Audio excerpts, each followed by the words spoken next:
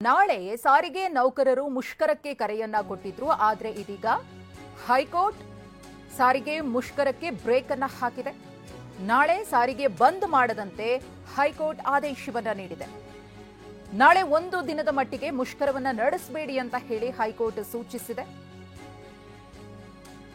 ಹಾಗಾಗಿ ನಾಳೆ ಸಾರಿಗೆ ನೌಕರರ ಮುಷ್ಕರ ಇರೋದಿಲ್ಲ. ಈಗಾಗಲೇ ಅನಂತ ಸುಬ್ಬರಾವ್ ಅವರು ಕೂಡ ಮಾತನಾಡಬೇಕಿದ್ರೆ ಹೇಳ್ತಾ ಇದ್ರು, ಹೈಕೋರ್ಟ್ ಆದೇಶವನ್ನ ಕೊಟ್ಟಿದೆ, ಆ ಆದೇಶದ ಪ್ರತಿಯನ್ನ ಗಮನಿಸಿದ ಮೇಲೆ ನಮ್ಮ ನಿರ್ಧಾರ ಏನು ಅನ್ನೋದನ್ನ ನಾವು ತಿಳಿಸ್ತೀವಿ ಅಂತ ಹೇಳಿದ್ದಾರೆ. ಆದರೆ ಹೈಕೋರ್ಟ್ನ ಆದೇಶವನ್ನ ಪಾಲನೆ ಮಾಡಲೇಬೇಕು. ಸಾರ್ವಜನಿಕ ಹಿತಾಸಕ್ತಿ ಅರ್ಜಿಯನ್ನ ಸಲ್ಲಿಕೆ ಮಾಡಲಾಗಿತ್ತು ಹೈಕೋರ್ಟ್ಗೆ. ಕೊನೆ ಮೂಮೆಂಟ್ನಲ್ಲಿ ಯಾಕೆ ಸಲ್ಲಿಕೆ ಮಾಡಿದ್ರಿ ಅಂತ ಹೇಳಿ ಹೈಕೋರ್ಟ್ ಪ್ರಶ್ನೆಯನ್ನು ಕೂಡ ಮಾಡಿತ್ತು. ಅದಕ್ಕೆ ಕಾರಣಗಳನ್ನು ಕೂಡ ತಿಳಿಸಲಾಯಿತು. ಇವತ್ತು ವಿಭಾಗೀಯ ಪೀಠದಲ್ಲಿ ಅರ್ಜಿ ವಿಚಾರಣೆಗೆ ಬಂತು. ಮುಖ್ಯ ನ್ಯಾಯಮೂರ್ತಿಗಳ ನೇತೃತ್ವದಲ್ಲಿ ನಾಳೆ ಅರ್ಜಿ ವಿಚಾರಣೆ ನಡೆಯುತ್ತೆ. 38 ತಿಂಗಳ ಬಾಕಿ ವೇತನವನ್ನ ನೀಡುವಂತೆ ಬೇಡಿಕೆ ಇಟ್ಟಿದ್ದಾರೆ. 718 ಕೋಟಿ ಕೊಡುವುದಾಗಿ ಸಿಎಂ ಸಿದ್ದರಾಮಯ್ಯನವರು ಹೇಳಿದ್ದಾರೆ. ಸಾರಿಗೆ ಸಚಿವ ರಾಮಲಿಂಗಾರೆಡ್ಡಿಯವರ ಹೇಳಿಕೆ ಇದು. 14 ತಿಂಗಳ ಅರಿಯರ್ಸ್ ಕೊಡಲು ಮುಖ್ಯಮಂತ್ರಿಗಳು ಒಪ್ಪಿಕೊಂಡಿದ್ದಾರೆ. ಸಾಮಾನ್ಯವಾಗಿ 4 ವರ್ಷಗಳಿಗೊಮ್ಮೆ ವೇತನ ಪರಿಷ್ಕರಣೆಯಾಗುತ್ತೆ. ಹಿಂದಿನ ಸರ್ಕಾರ ಸಾರಿಗೆ ಸಿಬ್ಬಂದಿ ವೇತನವನ್ನ ಪರಿಷ್ಕರಣೆ ಮಾಡಿರಲಿಲ್ಲ.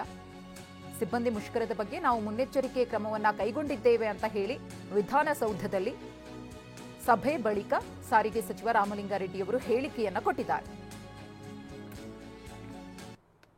ಕೋರ್ಟ್ ಡೈರೆಕ್ಷನ್ಸ್ ಕೊಟ್ಟ ಮೇಲೆ ಅವರು ಸ್ಟ್ರೈಕ್ ಮಾಡೋಕ್ಕಾಗಲ್ಲ, ಅವರು ಮುಂದಕ್ಕೆ ಹಾಕಿ ಅಂತ ಹೇಳಿದ್ದಾರೆ. ಆಮೇಲೆ ಇದು ಸೌಹಾರ್ದಯುತವಾಗಿ ನಾವು ಅವರು ಕೂತ್ಕೊಂಡು ಮಾತಾಡಿ ಸೆಟಲ್ಮೆಂಟ್ ಮಾಡ್ಕೋಬೇಕು. ಮುಖ್ಯಮಂತ್ರಿಗಳು ಅದನ್ನೇ ಅವರಿಗೆಲ್ಲ ಹೇಳಿದ್ದಾರೆ. ಸೆಷನ್ ಆದಮೇಲೆ ಇನ್ನೊಂದ್ಸಲಿ ಕೂತು ಮಾತಾಡೋಣ ಅಂತ ಹೇಳಿದ್ದಾರೆ. ಈಗ ಕೋರ್ಟು ಡೈರೆಕ್ಷನ್ಸ್ ಕೊಟ್ಟ ಮೇಲೆ ಅವರು ಸ್ಟ್ರೈಕ್ ಮಾಡೋಕ್ಕಾಗಲ್ಲ, ಅವರು ಮುಂದಕ್ಕೆ ಹಾಕಿ ಅಂತ ಹೇಳಿದ್ದಾರೆ.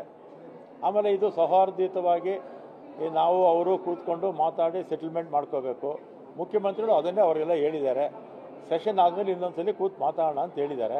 ಮುಖ್ಯಮಂತ್ರಿಗಳು ಇನ್ನೂ ಒಂದು ಹೆಜ್ಜೆ ಮುಂದೆ ಹೋಗಿ ಈಗ 700 ಕೋಟಿ 14 ತಿಂಗಳು ಕೊಡ್ತೀವಿ, ಮುಂದೆ ಕೂತು ಮಾತಾಡೋಣ, ಇದಾಗ್ಬಿಡಲಿ, ಅಸೆಂಬ್ಲಿ ಆಗಲಿ, ಅಸೆಂಬ್ಲಿ ಆದಮೇಲೆ ಕೂತು ಮಾತಾಡೋಣ ಅಂತ ಹೇಳಿದ್ವಿ. ನಾವು ಒಂದು ಹೆಜ್ಜೆ ಮುಂದೆ ಬಂದಿದ್ದೀವಿ, ನೀವು ಒಂದು ಹೆಜ್ಜೆ ಮುಂದೆ ಬನ್ನಿ. ಆಮೇಲೆ ಸಾರ್ವಜನಿಕರ ಹಿತದೃಷ್ಟಿಯಿಂದ ಸ್ಟ್ರೈಕ್ ಎಲ್ಲ ಮಾಡಬಾರ್ದು ಅಂತ ಮುಖ್ಯಮಂತ್ರಿಗಳು ಅವರಿಗೆ ಮನವಿ ಮಾಡಿದ್ದಾರೆ. 4 ವರ್ಷಕ್ಕೊಮ್ಮೆ ವೇತನ ಪರಿಷ್ಕರಣೆ ಆಗುತ್ತೆ. 20ರಲ್ಲಿ ಆಗಬೇಕಾಗಿತ್ತು. 20ರಲ್ಲಿ ನಾನಾ ಕಾರಣಗಳಿಂದ ಹಿಂದಿನ ಸರ್ಕಾರ ಮಾಡಿರಲಿಲ್ಲ. ಆಮೇಲೆ ಅವರು 17/3/23ರಲ್ಲಿ ಒಂದು ತೀರ್ಮಾನ ತಗೊಂಡು 1/3/23ರಿಂದ ಅಂತ ತೀರ್ಮಾನ ಆಗಿದೆ. ವೇತನ ಪರಿಷ್ಕರಣೆ 1/3/23ರಿಂದ ಜಾರಿಗೆ ಬರುತ್ತೆ ಅಂತೇಳಿ ಹಿಂದಿನ ಸರ್ಕಾರ ತೀರ್ಮಾನ ಮಾಡಿದೆ. 1/3/23ರಿಂದ ಜಾರಿ ಆಗುತ್ತೆ ವೇತನ ಪರಿಷ್ಕರಣೆ ಅಂತ ಹಿಂದಿನ ಸರ್ಕಾರನೇ ತೀರ್ಮಾನ ತಗೊಂಡಿದ್ದಾರೆ. ನಮ್ಮ ಮುಖ್ಯಮಂತ್ರಿಗಳು ಹಿಂದಿನ ಸರ್ಕಾರ ಏನು ತೀರ್ಮಾನ ತಗೊಂಡಿದ್ದಾರೋ ಅದಕ್ಕೆ ಸ್ಟಿಕ್ ಆನ್ ಆಗಿದ್ದಾರೆ. ಯೂನಿಯನ್ ಅವರು ಅಲ್ಲ, ಇವು ಪರಿಷ್ಕರಣೆ ಆದೇಶ ಆಗಿರ್ತಕ್ಕಂಥದ್ದು, ಗೆಜೆಟ್ ಆಗಿರ್ತಕ್ಕಂಥದ್ದು 17/3/23ರಲ್ಲಿ 1/3/23ರಿಂದ ಅಂತ 1/3/23ರಿಂದ ವೇತನ ಪರಿಷ್ಕರಣೆ ಅಂತ ಹಿಂದಿನ ಸರ್ಕಾರದಲ್ಲಿ ಆಗಿರ್ತಕ್ಕಂಥದ್ದು.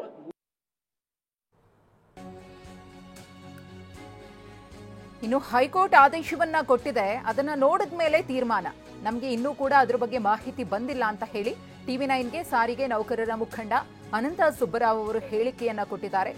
ಕೋರ್ಟ್ ಏನ್ ಆದೇಶವನ್ನ ಕೊಟ್ಟಿದೆಯೋ ಆ ಆದೇಶವನ್ನ ನೋಡಿಕೊಂಡು ನಾವು ಮುಂದಿನ ತೀರ್ಮಾನವನ್ನ ತೆಗೆದುಕೊಳ್ತೀವಿ ಅಂತ ಹೇಳಿ ಅನಂತ ಸುಬ್ಬರಾವ್ ಅವರು ಮಾತನಾಡಿದ್ದಾರೆ. ಕೋರ್ಟ್ ಮುಷ್ಕರ ಮುಂದೂಡಿ ಅನ್ನೋ ಬದಲು ಬಾಕಿ ಇರುವ ವೇತನವನ್ನ ನೀಡಿ ಅಂತ ಹೇಳಿದಿದ್ರೆ ಚೆನ್ನಾಗಿರ್ತಿತ್ತು. ಒಂದು ದಿನ ಮುಂದೂಡಿದ್ರೆ ಏನ್ ಪ್ರಯೋಜನ ಅಂತ ಹೇಳಿ ಪ್ರಶ್ನಿಸಿದ್ದಾರೆ ಅನಂತ ಸುಬ್ಬರಾವ್ ಅವರು. ಒಂದ್ ಕಡೆಗ ಹೋರಾಟ ಮಾಡೇ ಮಾಡ್ತೀವಿ ನೀವು ಹೇಳ್ತಾ ಇದ್ರಿ, ಆದ್ರೆ ಹೈಕೋರ್ಟ್ ಕೂಡ ಒಂದು ದಿನದ ಮಟ್ಟಿಗೆ ಈ ಹೋರಾಟವನ್ನ ಮುಂದೂಡಿ ಅನ್ನೋ ಮಾತನ್ನು ಕೂಡ ಹೇಳ್ತಾ ಇದೆ. ನಾವು ನೋಡ್ತೀವಿ ಅದೇನು ಅಂತ. ನಮಗೆ ಬಂದಿಲ್ಲ ಆರ್ಡರ್ ಕಾಪಿ, ಬಂದ ಮೇಲೆ ನೋಡ್ತೇವೆ. ಈಗ ಸಾರ್ವಜನಿಕ ಹಿತಾಸಕ್ತಿಯಿಂದ ಒಂದು ದಿನಕ್ಕೆ ಮುಂದೂಡುವಂತೆ ಮನವಿ ಕೂಡ ಆಗಿದೆ. ಏನಾದ್ರು ಆತರ ಆರ್ಡರ್ ಏನಾದ್ರು ಬಂದ್ರೆ ನಿಮ್ ಕೈಗೆ ತಲುಪಿದ್ರೆ ಏನು ಮುಂದಿನ ನಡೆ? ನಾವು ನೋಡ್ತೀವಪ್ಪ, ಅದನ್ನ ಆರ್ಡರ್ ನೋಡ್ತೇವೆ. ಆರ್ಡರ್ ನೋಡ್ಕೊಂಡು ಆಮೇಲೆ ಪ್ರತಿಕ್ರಿಯೆ ಕೊಡ್ತೇವೆ. ನಮ್ಮನ್ನೇನು ಪಾರ್ಟಿ ಮಾಡಿಲ್ಲ, ನಾವೊಂದು ಪಾರ್ಟಿ ಮಾಡೋದು ನಿರ್ದೇಶನ ಹೇಗೆ ಕೊಡೋಕ್ಕಂತ. ನಿಮ್ಮ ಪರ ವಕೀಲರು ಕೂಡ ನಾಳೆಯಿಂದ ಹೋರಾಟ ಮಾಡೇ ಮಾಡ್ತೀವಿ ಅಂತ ಹೇಳ್ತಾ ಇದ್ದಾರೆ ಅವರು. ಕೋರ್ಟ್ ಆದೇಶವನ್ನು ಕೂಡ ನೋಡ್ತೀರಾ? ಕೋರ್ಟ್ ಆದೇಶವನ್ನು ಕೂಡ ನೋಡ್ತೀರಾ? ಹಾಗಾದ್ರೆ ನೋಡ್ತೇವೆ. ಈಗ ನಿಮಗೆ ಮಾಹಿತಿ ಬಂದಿಲ್ಲ ಸರ್ ಇನ್ನು ಮೀಟಿಂಗ್? ಇದು ಮೀಟಿಂಗ್ ಅಲ್ಲಿ ಇದ್ವಿ ನಾವು. ಈಗ ಒಂದು ಪಕ್ಷ ಸರ್, ನೇರ ಪ್ರಶ್ನೆ, ಕೋರ್ಟ್ ಒಂದು ದಿನದ ಮಟ್ಟಿಗೆ ಮುಂದೂಡಿ ಅಂತ ಹೇಳಿದ್ರೆ ನಿಮ್ಮ ನಡೆ ಹೇಗಿರುತ್ತೆ? ನಾವು ನೋಡ್ತೀವಿ, ನೋಡ್ಬಿಟ್ಟು ರಿಪ್ಲೈ ಮಾಡ್ತೀವಿ. ಯಾಕೆಂದ್ರೆ ಸಾರ್ವಜನಿಕರಿಗೆ ತೊಂದರೆ ಆಗ್ತಿದೆ, ಹಿತಾಸಕ್ತಿಯನ್ನು ಕೂಡ ಒಂದು ಉಲ್ಲೇಖವನ್ನು ಕೂಡ ಮಾಡಿದ್ದಾರೆ. ಒಂದು ಹೈಕೋರ್ಟ್ ಡೈರೆಕ್ಷನ್ ಗೌರ್ಮೆಂಟ್ ಕೇಳಿದ್ರೆ ಸೆಟ್ಲ್ ಮಾಡಿ ಅಂತ ಚೆನ್ನಾಗಿರೋದು. ನಮಗೆ ಸ್ಟ್ರೈಕ್ ಮುಂದೂಡಿ ಬದಲು ಸರ್ಕಾರಕ್ಕೆ ಸಿದ್ದರಾಮಯ್ಯ ಇಮಿಡಿಯೇಟ್ ಆಗಿ ಸೆಟ್ಲ್ ಮಾಡಿ ಅಂತ ಹೇಳಿದ್ರೆ ಚೆನ್ನಾಗಿರೋದು. ಅಂದ್ರೆ ಈ ಮುಂದೂಡೋ ಬದಲು ಸರ್ಕಾರಕ್ಕೆ ಅದನ್ನ ಸೆಟ್ಲ್ಮೆಂಟ್ ಮಾಡಿ ನಡೆದ್ರೆ ಅದೇ ಒಂದ್ ದಿವಸ ಮುಂದೂಡು ಏನ್ ಪ್ರಯೋಜನ? ಅದು ಎರಡನೇ ದಿವಸ ಮಾಡಿ ಅಂತಲ್ಲ. You please tell me. ಸರ್ಕಾರ ಏನಾದ್ರು ಮನವೊಲಿಸಬಹುದು ಅನ್ನೋ ಒಂದು ನಿರೀಕ್ಷೆ ಏನೋ? I don't know. ನಿಮ್ಮ ಬೇಡಿಕೆ ಈಡೇರೋವರೆಗೂ ಕೂಡ ಸಂಪೂರ್ಣವಾಗಿ ಹೋರಾಟ ಇರುತ್ತೆ ಹಾಗಾದ್ರೆ? ಖಂಡಿತ. Thank you sir, thank you sir, thank you. ಇದಿಷ್ಟು ಅನಂತ್ ಸುಬ್ರಾವ್ ಅವರ ಮಾತು. ಈಗ ಕೋರ್ಟ್ ಆದೇಶವನ್ನು ನಾನು ಸಂಪೂರ್ಣವಾಗಿ ನೋಡಿಲ್ಲ, ಆದೇಶ ಏನ್ ಬರುತ್ತೆ ಅದು ನೋಡ್ಕೊಂಡು ಮುಂದಿನ ನಿರ್ಧಾರವನ್ನ ಕೂಡ ಮಾಡ್ತೀವಿ. ಆದ್ರೆ ಕೋರ್ಟ್ ಒಂದು ದಿನ ಮಟ್ಟಿಗೆ ಒಂದು ಹೋರಾಟವನ್ನ ಮುಂದೂಡಿ ಅಂತ ಹೇಳೋದು ಬದಲಾಗಿ ಈ ಒಂದು ನಮ್ಮ ಸಮಸ್ಯೆಯಿಂದ ಬೇಡಿಕೆಯನ್ನ ಆದಷ್ಟು ಬೇಗ ಅವರ ಬೇಡಿಕೆಯನ್ನು ಈಡೇರಿಸಿ ಅನ್ನೋ ಒಂದು ಆದೇಶವನ್ನು ಕೊಟ್ಟಿದ್ರೆ ಬಹಳಷ್ಟು ಸಂತೋಷ ಆಗ್ತಾ ಇತ್ತು. ಕೋರ್ಟ್ ಆದೇಶವನ್ನು ನಾವು ಗೌರವಿಸ್ತೀವಿ. ಅದೇನಂತ ತೀರ್ಪು ಬಂದಿದೆ ಅದನ್ನು ನೋಡ್ಕೊಂಡು ಆದೇಶವನ್ನು ನೋಡ್ಕೊಂಡು ನಮ್ಮ ನಿರ್ಧಾರವನ್ನ ಮಾಡ್ತೀವಿ. ಆದರೆ ನಮ್ಮ ಹೋರಾಟವನ್ನ ಮಾಡೇ ಮಾಡ್ತೀವಿ ಅನ್ನೋ ಮಾತನ್ನು ಕೂಡ ಅನಂತ್ ಸುಬ್ರಾವ್ ಟಿವಿ9 ಜೊತೆ ಹೇಳ್ತಾ ಇರುವಂತ.